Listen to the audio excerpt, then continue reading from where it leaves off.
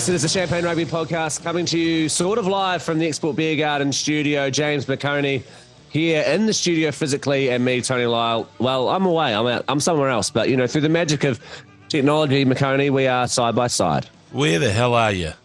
I'm in Darwin, mate. Where the bloody hell are you is the correct question. Where the bloody hell are you? In beautiful Darwin in the Northern Territory of Australia. And I tell you what, the people up here, they say Australia like I've never heard anyone say Australia, and they're doing it properly. They go, oh, have you been to Australia before? And I was like, oh, you actually do it. I thought that was just what we say to make fun of you, but they really bloody love a good old-fashioned Australia up here in the NT. All I can see, there's an arrow right on your ear. It kind of looks like you're trying to get your own piercing. Oh, is that you, Adam? Yeah. Hey, the one thing with Darwin is it's named after Charles Darwin, I'm guessing. And is he still okay? Have we cancelled Charles Darwin yet? Did he commit only atrocities to plants and animals? I'm figuring. Did he do anything else really shocking? No, well, you're right. It is named after Charles Darwin, of course, tracking through here in the early days. And he has been cancelled in the ultimate way. And by that, I mean he's dead. So he's been cancelled by the big guy upstairs. Yep. He's scrubbed him out. So anything we do to him now can't really hurt him because he's having a big dirt nap. So I don't think he's got anything to worry about. He did entire chapters. He came to New Zealand, old Charles Darwin, up north and, you know, wrote all these chapters. Kind of, you know what, it's all a little bit patronising, demeaning, slightly racist sort of stuff. But at the same time, it's like, you know, Charles, we get it. You were really there for the science. You weren't there to conquer or anything like that. You just wanted to see a bloody... Did he see a moa? I'm hoping he saw a moa. I'm not sure. I think Galapagos turtles was his sort of big turn on. They got him really jazzed up when he saw those and the Galapagos Islands. He was like, oh, yeah, boy, now we're talking. And he sort of might have copped a feel, maybe squeezed a tip. What, dodos? He saw dodos, right? He definitely saw a dodo. I think he saw dodos. I mean, I'm happy to spread that misinformation if it isn't true. Okay. All right. But we're here to talk about rugby, I guess. And oh, yeah, we are. Yeah, rugby union specifically.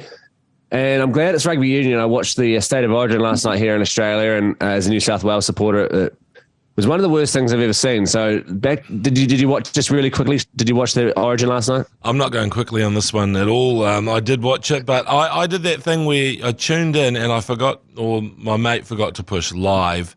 And so we were half an hour behind going, geez, this build-up's taking forever. And, of course, we were half an hour behind. They're still, you know, with their shirts off. And Billy Slater sort of sitting on a rugby league ball by himself in the changing rooms. But I tell you what, it didn't matter because they came out firing the bloody Maroons. And the Blues, of course, did you see the sad sight of Tom Trebojevic, injuring his pec and then saying, sorry, mate, to his teammates because I got injured in Origin. It's the worst thing I could have done. But, you know, anyway, I thought the Blues sucked. Yeah, they really did suck. It was like watching, I've been a Blues fan for a long time, and it reminded me of watching the Blues a decade ago when we just couldn't win anything and were just woeful. And then we came back and we're like the best team.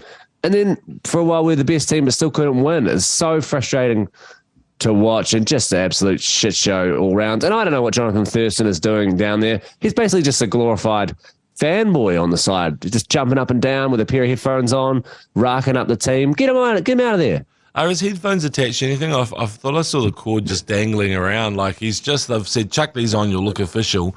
And but I must say I love Hamiso Tabuai-Fidow. He is just the guy with the cool try celebration. Everything about him I love. And even though Selwyn Cobbo wasn't playing, he's my other favourite. I don't think he was playing, was he? No, not that I know of. But yeah, you're right. He's just lightning in a bottle. Same with Reece Walsh. You see him and, you know, say what you will about the guy, but it was nice. I sometimes think, imagine if he's still in a Warriors jersey, but he's really turned it on over there in Brizzy, and at home he was lighting it up, the young kid. And then in the rugby, are we going to have some hot? Should we get us in the mood with a little bit of you commentated one game, I commentated another, and quite very contrasting results. Yeah, I think the one thing that we had in common was the love of music.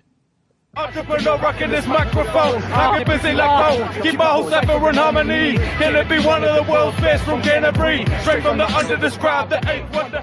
Oh, that is McOnie Stewart absolutely ripping and tearing to Scribes the Crusader. And we played it earlier on, and, I know maybe the first refrain or two, so sung that, thought I'd impressed everyone. And then McOnie was like, if we win, I'll rap that whole song.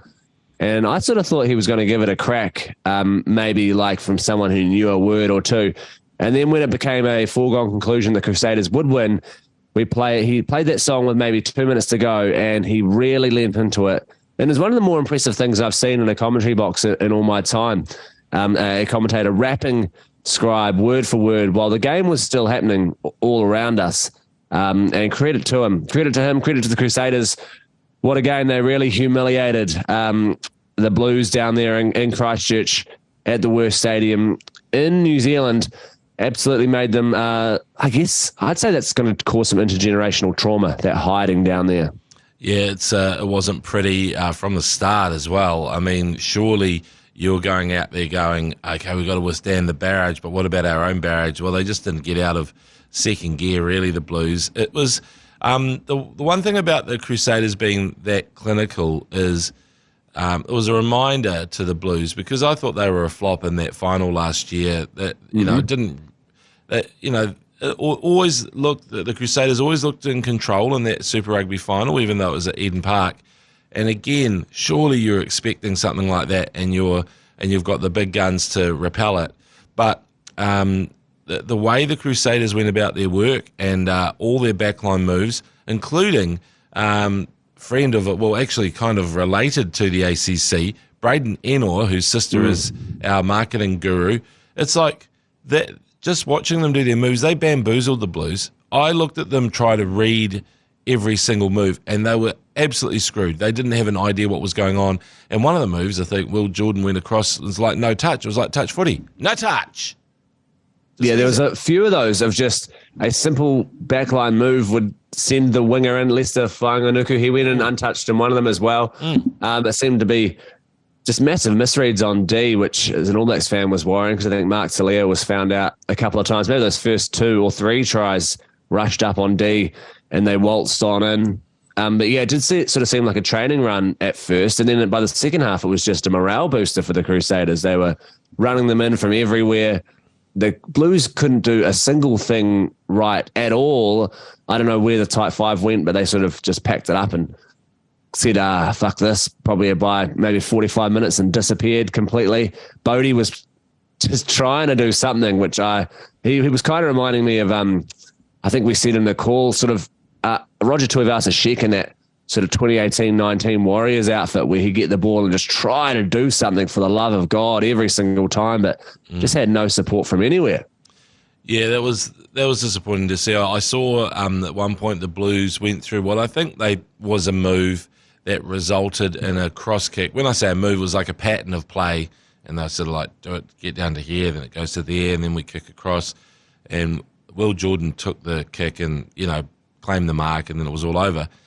But halfway through that, the blind was on, and this is the thing that frustrates me about teams now, is that just break with tradition, just overrule and go and do your thing or whatever.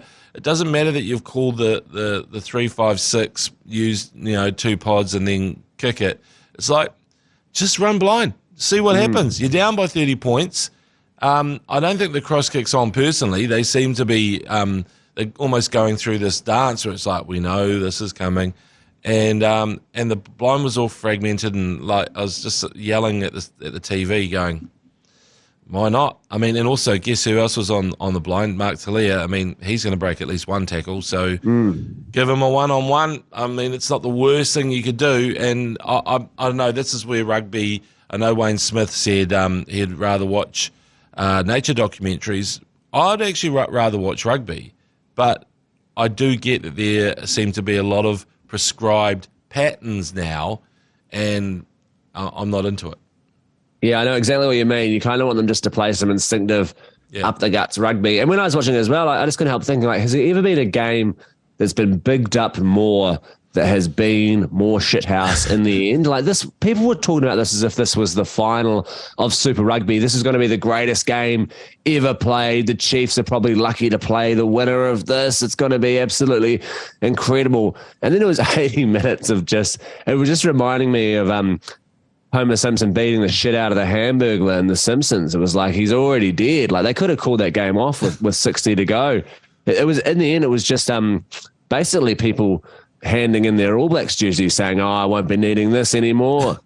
And we will get to that All Blacks team soon because I was there at the naming in my hometown. But speaking of my hometown or thereabouts, should we go down to Kirikiriroa, the Tron? Yes. Because there was mana in the air. Don't know if it's Samsoni. Don't know if it's Sam James. But it's definitely Brody Retallick. And it's D-Mac when he smiles. Okay, come on everybody. Come on everybody. Bring it home. Come on. Let's go on. Let's thank you, Lurch. I love you, man. Mother's in the air. Mother's in the air. Oh, that does sound like a beautiful refrain there, McOnie. Good voice on you as well. Impressive pipes. Well, I've done an official recording. We can play it like maybe at the end of the show, but mainly because I've decided to go down to Hamilton. The mana is calling me, so I decided to pick up the phone and say, "Yeah, okay, mana, I'm coming home." And mana, I'm coming home. And so I will miss the commentary. G-Lane's he's not happy, but he's missing it as well. He's in Taupua. So he's gone even further. I don't know what's going on. It's a men's health thing. So he's got to go down there and be a keynote speaker of some sort, which all that means is hit the piss, like in G-Lane language. Yeah. But I felt like I needed to go to this final. It's just one of those ones where I think this is the best team the Chiefs have ever assembled, bar none. And what we might lose, I feel like the Crusaders are the favourites, but we've earned our home final, and bloody well going to go down there. Well, it was one of those games, the semi-final against the Brumbies. The Brumbies came over and they kind of were almost written off. This was the game that was kind of a foregone conclusion, similarly to the Reds quarterfinal the Chiefs played the week before. But the Brumbies showed up, and it couldn't have been a more opposite game than that Crusaders game, with just was it just penalties in the first half, penalties until about the 78th minute, real tension on the ground, the Hamiltonians in the crowd. I would say they were maybe thinking, oh, God, is it going to happen again? Are we going to maybe get pipped here? How's this going to go? Is that the first game where the Brumbies have had rolling mauls and haven't scored? Like they put the human centipede in place. They're the masters. Yeah. They're also the masters of defending it somewhat dodgily, I think. Quite often a player will go down with a bootlace sort of issue and suddenly there's a human hurdle. You've got the centipede's got to go over, and when your mouth's attached to someone else's ass, that's another level of admin and concern. But anyway, the Brumbies, this is a weird thing to say. It was pissing down in the Tron. If it was dry, I thought the Brumbies were actually a better chance because watching them play against the Hurricanes, they don't mind moving the ball around, but they love moving it quickly and sort of just forcing a team back to their line, and just by sheer pressure and weight of numbers, they don't necessarily create an overlap. They're just so close, they score, and they couldn't do that in Hamilton. I thought the Chiefs' defence was immense. One try in it, scored by Brody Retallick in the last few minutes. Oh, I mean, it's Gazla, freaking bizarre. What a guy. But there was a flashpoint moment where Peter Gus saw Kula Superman dive through what was a maul that had become a ruck, knocked the ball out of the halfback's hands. And after the game, Stephen Larkham, the Brumbies coach, said, oh, that's normally a yellow card. And it was just ruled because Nick Berry, the referee, who's pretty much Nick Lottery Berry, he just went, nah, knock on, unlucky. He loves a Superman dive, clearly. But as a former halfback, you're thinking he might be pissed off with that and frickin' send him. I watched that and was baffled that you were allowed to do that, play the halfback. It seems like something that you were never allowed to do and actively discouraged to do. And as much as I'm loath to agree with Stephen Larkham about anything, I was surprised, to say the very least, that he was excited when it happened. You saw Peter Gus stand up pumped, and I was like, oh, mate, I wouldn't be pumped if I was you. I think I'd be going to get ready to go sit in a tiny little plastic chair over the side because you've sort of broken down a prime attacking opportunity by leaping over the ruck. But I guess maybe if he wasn't part of the ruck and he was just jumping through the middle, you could argue that he was an active defender. But yeah, it's would have been a tough pill to swallow. I would have been pissing and moaning had I been a Brumbies fan, that's for sure. Just on those plastic chairs, I mean, Peter Gus would definitely test out a plastic chair, but what would Tamaiti Williams do to one of those plastic chairs? Because I feel nervous on those white plastic chairs where you just go, oh, no, the warehouse, is it, you know, I've seen that before, and you can see the little, the kind of like little strands of plastic in the back, you know, and stretch. You can see them wobbling and their structural integrity is going. And then one of the legs is kind of been, I don't know why it's been severed at the bottom. Like, what have they been doing with it? And I just don't trust them, you know. And then grass, like Tamaiti Williams, I've noticed could be at grass level, at ground level after that. I've noticed that they sort of cut the legs off the chair, so they're even smaller chairs than normal. They're lower to the ground, and I think they've done that to stop any sort of snappage when these big boys sit on the plastic chairs when they are sent to the naughty corner, so that they don't humiliate themselves. But it'll be quite fun to see someone sit on a chair and snap it. Yeah, well, I mean, Tamaiti's going to be the guy who'll test it out the most. He's playing at the weekend. In fact, on yellow cards, I said to my Waikato mates group chat, I just hope the game isn't decided by a dumb yellow card or a scrum penalty or a breakdown penalty, because, to be honest, I don't understand a lot of those. And I sort of, when you're watching and you go, that's a penalty and the breakdown and it's not, and then the other, conversely, they will give it, I've just got, I'm not sure what the parameters are anymore for a breakdown penalty. And can you imagine that deciding the final? That would be an absolute shitter, although I'd take it as a Chiefs fan if it happened. Yeah, you got to take it if it goes your way. Ben O'Keefe is refereeing the final. He's probably New Zealand's best. I'd probably say he's up there. So happy with that. But yeah, you're right. You'd hate to see something go down to a call which is hard to wrap your head around. You want it to be pretty clear cut. As well. I'll leave that. But yeah, in the end, Big Guzzler jumping over, shucking up the big rock and roll horns as he is, known to do. And he was excited. The Chiefs embankment was going absolutely apeshit for that moment. And it was, I guess, as a Chiefs fan, it must have been quite a relief to actually dot down, seal the deal. You knew you're off to the big dance, and get Guz to throw up the horns as well. Well, I definitely think that if there was some kind of Colmar Brunton survey done on the ACC commentary, that myself and G Lane would be listed as the most punishing, and our punishment levels would be at an all-time high during a Chiefs win. But the thing is, at 65 minutes or 60 minutes or whatever, we were shitting our pants once again, a bit like against the Reds the week before. So it was kind of a mirror image in some ways, although the Reds took the lead, didn't they? The Brumbies had us on the ropes. We were freaking out, and then just anything to break it open. In fact, Brodie Retallick, I reckon Leicester Fainga'anuku has been the best player in Super Rugby.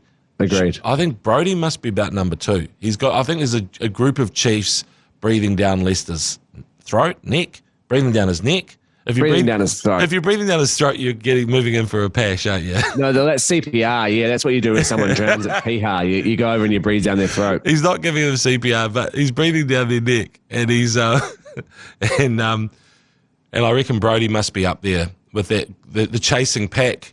It's like a peloton behind Leicester Fainga'anuku in the yellow jersey, if we do a Tour de France analogy. Yeah, I think there are a few of those guys out there as well, and we'll talk about them soon.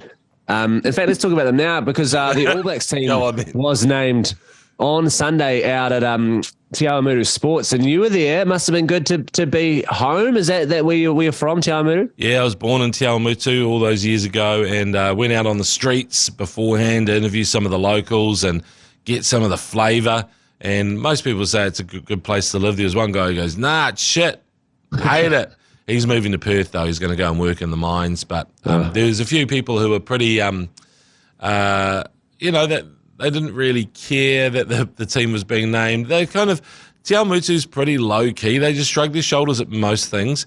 That's one of my favourite things about the town is that, even Fozzie or whoever is, the most famous person from the town. I mean, Fozzie's from Tokoroa, but he played all his club or most of his club rugby there and in TA. That was cool.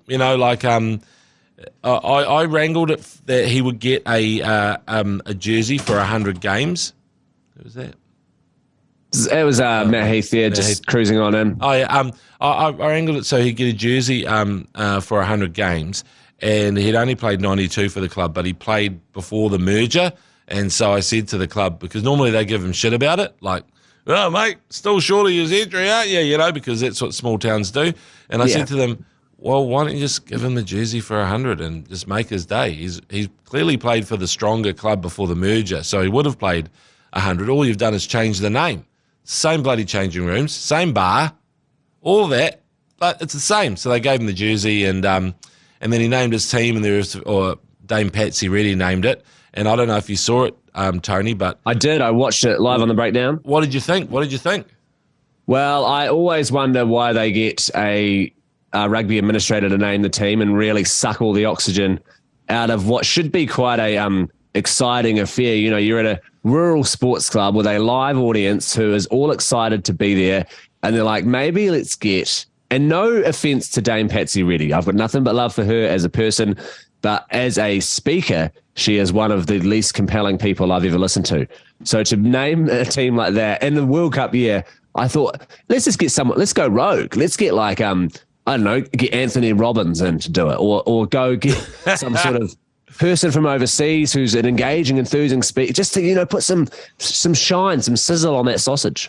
Yeah, I know what you're saying, but the one thing about Dame Patsy is, oh my goodness, she nailed the pronunciation. She absolutely smashed that out of the park. So previous administrators will have to look and just go, well, what was different about that? And it's like, well, she just nailed the bits that she had to.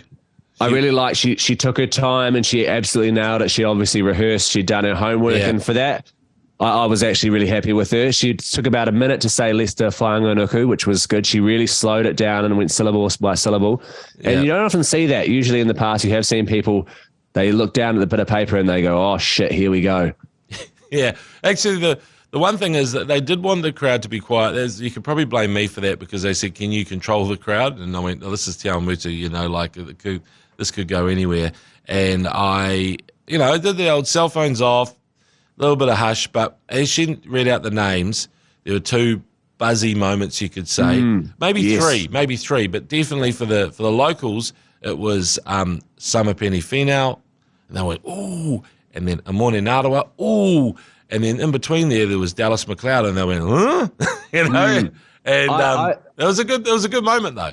I have to say, when they said Dallas McLeod, I in my lounge went, wow, out loud.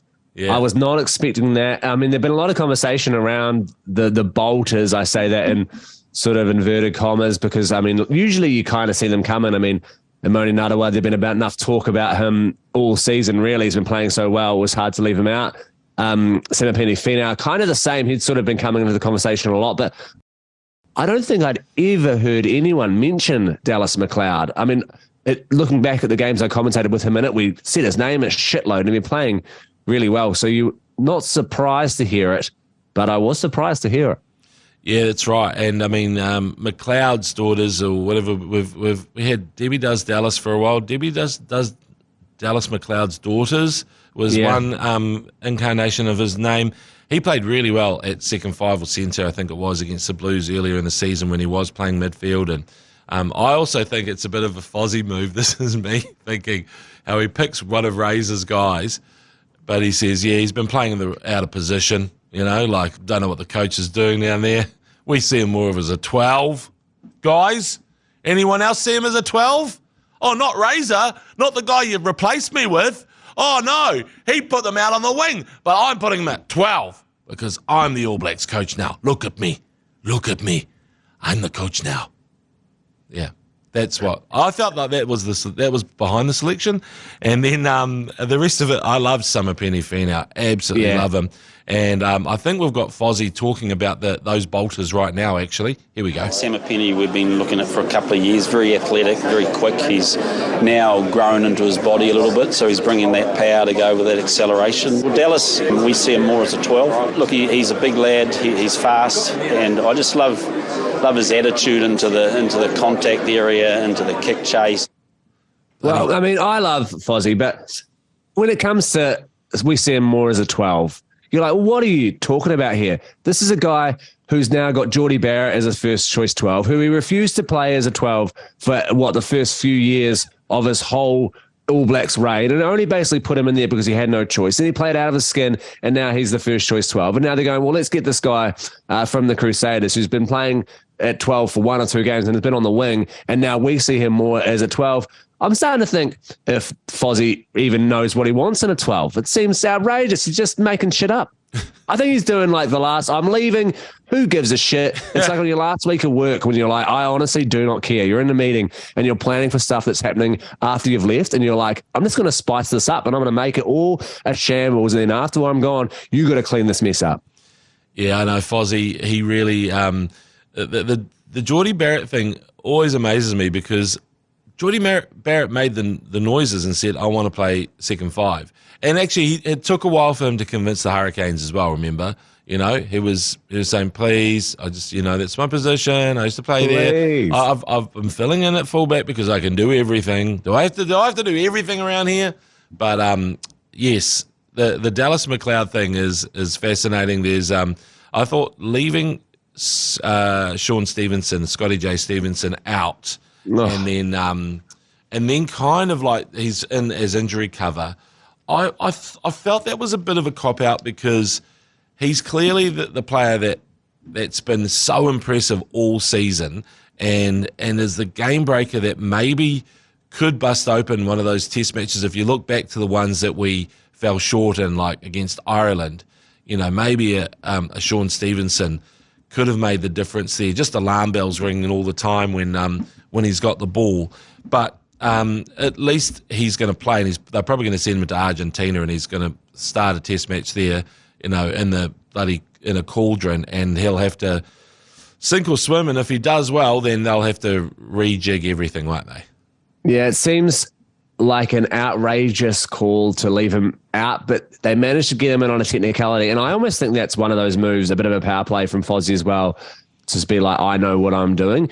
All you people can write whatever you want and have, say, Sean Stevenson in your Form 15 literally all year long. Yeah. But then when it comes, I actually know better than you guys, and I'm going to stick with what I've been doing for a while and have my guys. But there is an injury, so we'll sneak him in to keep everyone happy so that people aren't calling for my blood again like they were this time last year.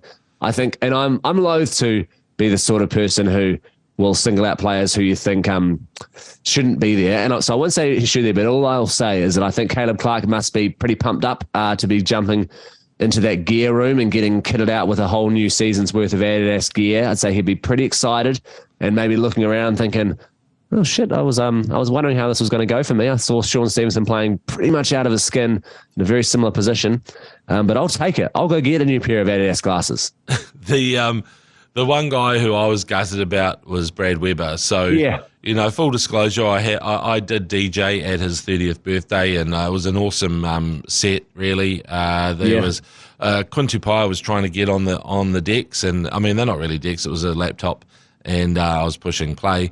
But in the end, I said, back off, this is my time, Yeah. And, there's a bit of Daft Punk, there's a bit of, there's I think I have one more time. One more time. It's funny. That'll do. It's a floor filler.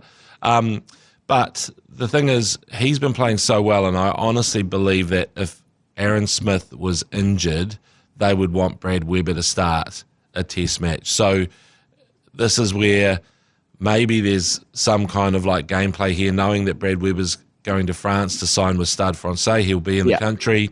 They know if there is an injury, he's right there. But to me, it's still gutting to see a player who I think deserves to be there, not there. And before you say, who would you leave out? It's like, well, that's not my problem. My problem is that I see a player who's pretty much run the show for the best team in the regular season, and that means something. Yeah, I 100% agree with you there. I think he was so incredibly unlucky to be left out. And I sort of see it this way. I think they've brought in Cam Roigard to go, well, listen, we've got our number one, Aaron Smith. That's who we want there. We've got a guy, Finlay Christie, who can play a similar game. And we're bringing Cam in almost as a future-proofing so that if he is the future in 4 years' time, when he is the first choice halfback, he's actually been to a World Cup and done it all before. And they thought, well, you know, what role does Brad fill if we do have Aaron and Finlay fit and healthy? So maybe let's just get in Cam. But it's actually, and this is a big call for me, James, this selection choice has prompted me to throw my lot in behind the Chiefs this week. And I hope that they are victorious because I love Brad Weber so much. I think he's been so hard done by. I want to see him lift that trophy as a little reminder of like, hey guys, remember how you didn't name me in the All Blacks last week? Well, here you go. I've just basically run the cutter on the team that dismantled the Crusaders. And so that's who I'm backing this week. I'm going to join the Mana train and I'll be watching and hoping that they win and hoping that Brad can lift that trophy just as a little reminder of what he's capable of. You're a man after my own heart. It's exactly how I feel. And I think with Brad Weber being left out, and they're pumped about Samipeni, Narawa, all these guys, Sean Stevenson sneaking in through the back door. But I can tell that it's hurt a lot of that team, and they will be trying to prove a point. I mean, look, there's no need for any extra motivation, but if you needed some, then there's your mate who's pretty much made you look good all year. And this is the one thing about Brad Weber. If you look at test matches and how fast it is at test matches, Cam Roigard, yeah, he's amazing. And I love him as a player. But the gaps might not be there in test rugby, whereas Brad Weber, he's got the absolute afterburners. Doesn't always need to use them because his job is different. But I'd back him as well in a test match to do something kind of like X-Factor game breaker as well. He's got that side to his game. It's just that he doesn't need to use it as much at the Chiefs because you got bloody Narawa and Sean Stevenson, even D-Mac, just one pass away. It's like, just give it to him. That's what he's done. Yeah, and I think as well, like, this speaks to the bloke. Like, you have to love him. He went on immediately after the team was named. I went on his Instagram, and the only thing he was posting congratulations to Sammy Penifina. He's posting congratulations to McOnie Narawa, and he was posting congratulations to Sean Stevenson. And you're like, that speaks to a guy who's been obviously hurt, wanted to play, obviously, in this team, has been overlooked, and it's thought, you know, I could sulk now. I could just sort of disappear. And he didn't have to post anything. He could have just been quiet, relaxed, hung out with his family. But no, he's like, I'm going to get around the boys here and I'm going to make sure they feel good in their big moment. And that just, I don't know, I think it speaks volumes about the guy. And I know you got a lovely little grab when you were speaking with Fozzie when you were down there. Great job, by the way. Amazing to think that you wrangled that jersey. Was that all because of you? This is not what I was going to say, but is that just... Well, yeah, I made the call and said, you know, why don't we make it a hundy? Give him the jersey. Well, you can, and rather than do the old sit around the leaner and go, yeah, you're not up on the board, are you, mate? Hey, you might be pretty cool, but you know, small town stuff. But I saw Kirsty Stanway give that to him on the TV, and I thought, geez, that Kirsty's got a big heart, isn't she? She's organised this. She's organised all this for Fozzie. But one thing that really stood out to me is that him saying several times over the course of the evening that over the weekend there was one man in, one man out over that last game. So they were obviously pretty, and even with you, I believe that he said they were deliberating. Oh, I think we've got a clip. Let's play the clip. This morning. Yeah, well, we did. I mean, ultimately, the semi-finals are a big stage for players to show under that bit of pressure, and there's a couple of players, one went in, one went out, and you know that's how tough it is. Yeah. Crazy to me. Crazy to me that they're deliberating on the morning of. I mean, that stinks to high heaven of someone who hasn't done their assignment at uni, has been on the piss, mucking around, off bloody gas bagging with everyone, and then the day before you're going, oh shit, I've really got to sort this essay out now. I've got 60,000 words to write and doing an all-nighter, taking a handful of notos and getting the thing done. That's what it reminds me of. And the thing is, the one went in, one went out. Straight away, the speculation goes, okay, are we talking Is it Akeda or Hoskins? I love both those players, by the way. But the thing is, what do you do after there's 52 points scored against you? There's going to be some repercussions. And the other Blues, like who missed out on the 1 win in, 1 win out policy, are they are tiptoeing through. It's a bit Hunger Games, not Hunger Games, but Squid Game, isn't it?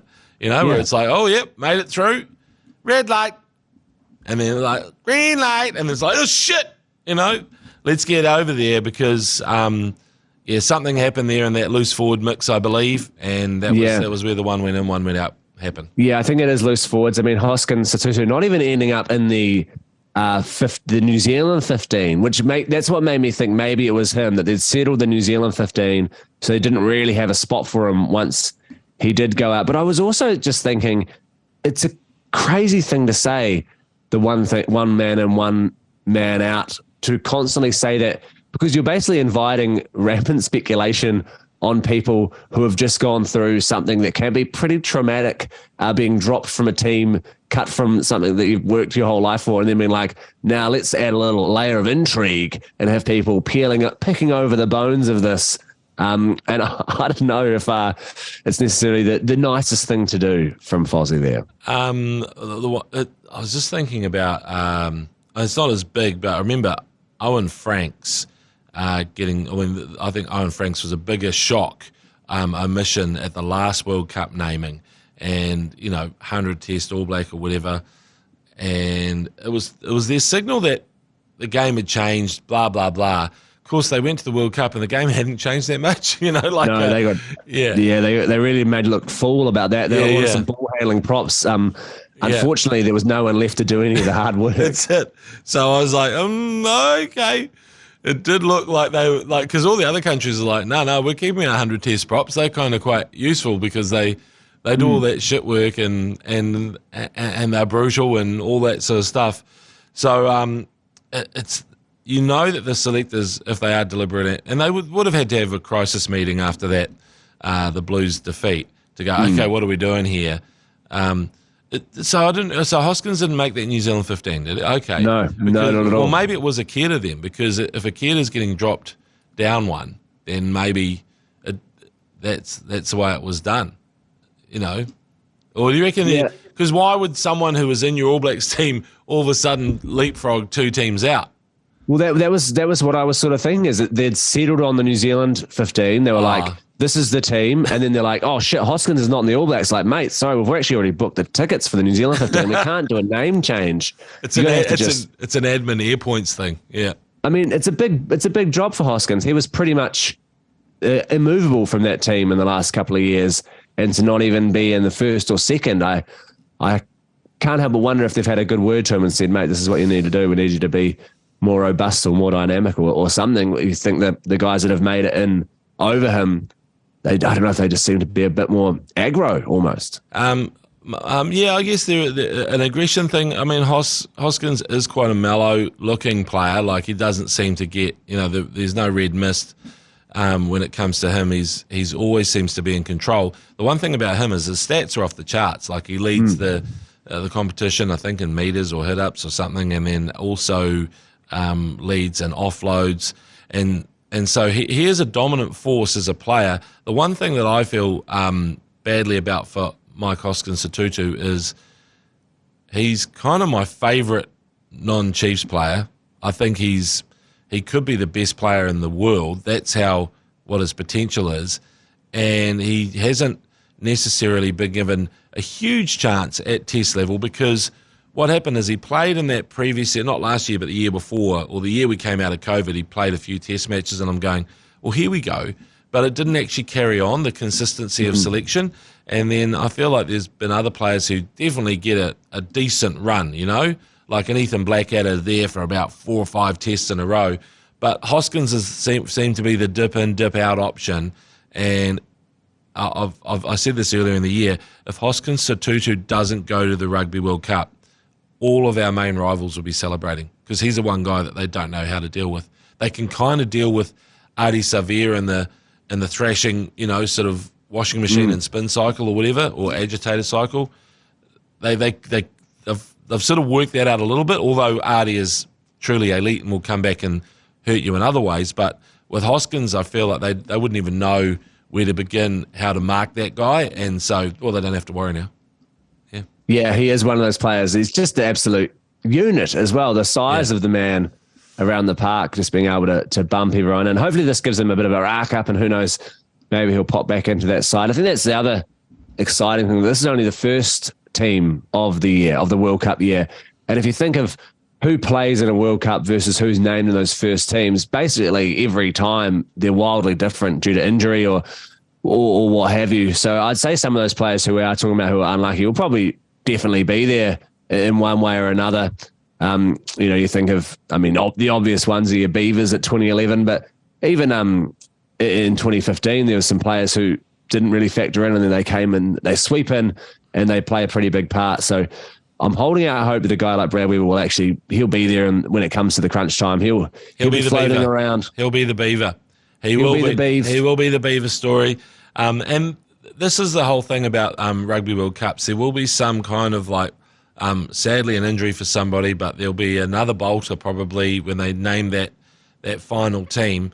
It just seems to me that there must be guys who are probably been picked on just faith and previous deeds, Some of those Blues players probably said, well, okay, we still remember what you did at Twickers or wherever, at bloody Millennium Stadium. We love that. Can you show us that you still got that? But if they don't, then all of a sudden the old All Blacks 15 bus will pull up, and they'll be like, well, these are the new. It's like the Hawaiian Tropics bus in Dumb and Dumber, where the bikini models come in. I don't know, maybe that's not quite the same analogy. No, it's sort of they'll get their bit. They're like, oh, I got a black jersey, but it's slightly off brand. It's not quite has the one I wanted. Oh, everything is just a little bit ill-fitting. Oh, these shorts are a bit big. Can I get a different size? I go, no, they've only got one set of shorts. Oh, okay.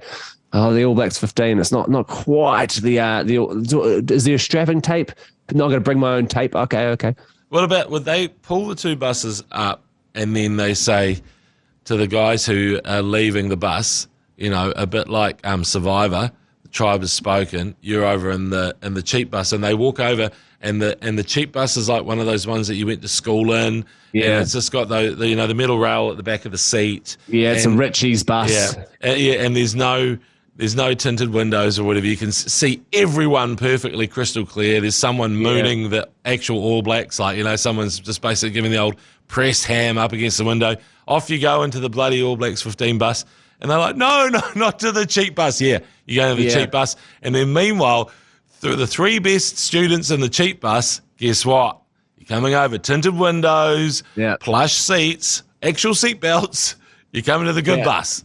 A driver who actually has a driver's license. Yeah, we've got the whole shebang here. There's a toilet. The All Blacks. There's a toilet. You're not just shitting in the corner or pissing in your bloody pump bottle. This is or your Powerade bottle. You probably need a power. It'd be hard to piss in a pump bottle. But anyway. Well, hard for some to piss in a pump bottle. Yeah. I'd say for some it's more than adequate. The small hole. But you need your Powerade bottle. Actually, that's the thing. On a long trip, I know that, there's some New Zealand roads that really require a decent Powerade bottle at some point, wouldn't you? It's not. I think that there'd be nothing more exhilarating than driving past the All Blacks bus parked up on a road, and then you see 30 grown men, your childhood heroes, all in a line, taking a giant piss on the side of the road. I'd give a honk for that for sure. Yeah, that is a great moment. Like back in the heartland, they've decided to reconnect with the people and just piss on everything in the provinces. Piss on the provinces tour. Piss on the provinces. Yeah, that's it. That's the tour that we want to see. They get a keg of export in the back of the bus, and they can just rip into that on the drive home from the game. Stop every so often as they cross into a new province to take a big steamy piss. Yeah, that'd be good. I'd love to see it. I know we haven't really done predictions for the final, but I think we've kind of done it in a way that I think the Crusaders are the favourites. We both want the Chiefs to win. This is our best team we've had. I think that we've got the forward pack that can at least compete, and they're big and they compete hard. They love the contact. People like Tupou Vai, even Naitoa Akoi coming off the bench, so we've got a good bench. But the one thing I would say is that we lacked ideas on attack the last 2 weekends. So I think it would have been a long week in the war room, where you've got the little magnets and the whiteboard, and you're trying to work out, because I think they need to come up with some moves, and they need to come up with them fast, because they haven't quite been nailing them, and maybe it's a weather-related thing, but that would be the one work on, I think, for the Chiefs, and should be a bloody great final. Yeah, do we have any idea of what the forecast is for Hamilton on Saturday night? You're obviously heading down State Highway 1 to go support the team. Can we expect another wet one like it was last week, or it might be a bit drier underfoot? I don't think the Crusaders will mind either way. Saturday is a 80% chance of rain, 16 degrees high. Look, it's a bit of, at least it's not, today is 100% chance of rain in the Tron. And then Friday is 60%, Sunday is 60%. So they've really, the weather gods have really said, it's going to rain. But it's going to rain. So it might be wet weather rugby. Yeah, I'd say the Crusaders are probably licking their lips about that. Their defensive plan is set in stone. They know what they're going to do. Their attack has been, good in any weather. It was certainly very dewy down there on the weekend. The Blues didn't know how to deal with it. They'd been sort of too busy sipping on cappuccinos on Ponsonby Road by the looks of things, and couldn't pick up a ball to save themselves. So the Crusaders are used to that wet ball, the wet pill. Their defensive will be up to it. But like you said, I'm just hoping the Chiefs can do it. And maybe that Chiefs mana playing at FML Stadium will be enough to bring them home. A lot of people like you sort of barracking until their throats are hoarse. Do they do the cowbells at Chiefs levels? Probably not. They do. The cowbell is a crossover thing, and I like that they've adopted that, because look, they are locals. They've always taken cowbells to that stadium, so that's fine that it's stuck around for the Chiefs. If you're sitting in front of somebody who's got a cowbell, it is challenging for 80 minutes, I must admit. And so you're better off taking your own cowbell. Or I took a bugle one game and lost the bugle because Waikato won the game. I was so excited passing the bugle around, and never play past the bugle for obvious reasons. Ashley Bloomfield would tell you that. Yeah, it's got to be a pre-COVID activity, past the bugle. And the bugle, I never got it back. My grandmother was slightly miffed about that. She was like, so how long? Yeah, the bugle lasted about, she was an antique stealer, you see, so I had an antique bugle. But no, there will be cowbells, and yes, I believe that the Crusaders, when I watched how slick they were, I actually frothed on their backline moves. I loved them. But now we've seen them. Hopefully they've done them all, especially the one where Cody Taylor throws to the back of the line out. Then he receives the ball as a halfback and then gives it to Leicester Fainga'anuku. Surely we've seen that move enough freaking times to combat it, because they did it again, or a variation on that, and Leicester got it outside first 5, second 5. And I'm like, it's the same move, David, or similar. It's the same move, David. There was a game earlier this year where they did the move twice in the same game, and Leicester scored off both moves. Yes, yeah, that's the one. They've seen it. Surely they're like, all right, guys, I can see Leicester. He's walking around the back. He's licking his lips. He's stretching his quads. I think maybe he's going to run at this at 1,000,000 miles an hour and try to bash the shit out of whoever is playing 10 for us today. Or is that the one where they do the variation, give it to Richie Mwanga, and he does a nice little... And you know what it is. And once he does that, it's panic stations. And frickin' Will Jordan, Jesus, stacked. It's going to be a good final anyway. Tune in. It's going to be on the ACC Channel 59, 7:05 kickoff. I presume it's going to be Mania Stewart and Matt Heath. So that's going to be a great call. And have we got a TAB bet? Are you going to place the bet, Tony? Well, the TAB good punt this week, I believe... we have the right to just go rogue and do whatever we want. So I was thinking we could do first try scorer for this one. First try scorer, but I guess we can choose whoever we want. My sort of the first thing that popped into my head was Samapeni Finau. I think maybe he was a good shout. He's been playing well. He's a big rig. See if he might charge over. But I'm happy to hear what you might think about the situation. Well, would you go Crusaders first try scorer and would you go Leicester Fainga'anuku? It's not paying enough, is it? Do we go with a forward? I'm just worried that if that's all our $100 on first try scorer, is that what we're talking about, Adam? Yeah, that's what we're talking about. Okay. Yeah, but at the same time, if we put $100 on Leicester, he's paying $12, so that's $1,100 we get back. So don't don't feel like we can't go there, guys. That's still not a bad bet, but for a final, how do you guys both think it's going to play out? Are we going for a little drive over from a forward? Is it going to be a swinging back move? Or is it Cody Taylor first try? This is the thing. I'm thinking that maybe it's there's a packed FML stadium. The fans are going to be roaring for the Chiefs. They're probably going to be full of vim and vigor right at the start of the game. I'm thinking the Chiefs are the people to back here. They're going to get right up there. Summersony. I'd be happy to go with it. Cool. Let's lock that in. Shit. So Summersony, $12. We're going to put our $100. Oh, come on! Bonus bet on. We're balls to the wall here. That's going to bring us back $1,100. So if that comes back in, we give more money out to the punters. And that's signed, sealed, and delivered by James McOnie. No, don't. Look, I mean, are we going to do that? Can we make it? Can we finalise it on the night, please, before we do this? I think we can go rogue. No, let's finalise it now. But I think we can sort of widen our parameters. Summersony does seem like the sort of pick you'd take if you were actually trying to win the bet. But I mean, I'm trying to put money in the pockets of the ACC listener, so we can go slightly more rogue, I reckon. Okay, you choose it. Well. Let's go with your Crusaders line of thinking. Yeah. And why don't we go to Tamaiti Williams? Okay. It seems unlikely that he will score. What's he paying, Adam? He's a bit of a hard find down here, mate. If this comes in, we are in the money. Tamaiti Williams is paying $41, and I'm for it. Yeah, let's do that. All right, let's do it. All right, let's lock that in. Yeah, we've locked in, and that's fine. 144 kgs on a wet night. Let's do it. Let's go on to Tamaiti Williams. Yes. Cool. Yeah, I'd be excited to see that come in. I really would be jazzed to see that. And just congratulations to all the players who are playing in this final. It's hard to get there, and good on you for going down, James McOnie. I know when the Highlanders made the final, there was nowhere in the world I'd rather be. I booked my ticket that day as soon as they were available and drove down the day of the game from Auckland and drove back the next day with an absolutely steaming hangover. So good on you for getting down there and getting amongst it and supporting the team. You got to do it when these opportunities come up. You don't get many grand finals, so well done. All right, cheers, mate, and great to thank you for those sentiments. If Tamaiti gets over, me oh my, I would enjoy that. Yes, boy. That's apparently the end of the pod. You're going to go out into Darwin, see some crocodiles and some. What else are you going to see? A flaming galah?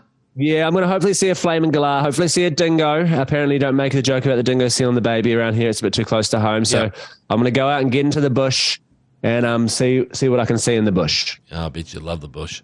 Yes, thanks for listening to the Champagne Rugby Podcast, coming to you from the Export Beer Garden studio, and of course, brought to you by Dulux. What a bunch of legends. Go the Chiefs and go Brad Weber. Chiefs, money! Money's in the air. Money's in the air. Everywhere I look around. Money's in the air. It's with Anton Leonard Brown. And I do know it's with Simon Sony. I do know it's with Sam Kane. And it's truly with Brody Retallick and D-Mac when he smiles once again. Money's in the air when Brad Weber clears the scrum. Money's in the air when Narawa makes a run. And I do know Aiden Ross is scary. I do know that he should be feared. And I see it when Jacobson's tackling. And it's there, and so what cool is beer?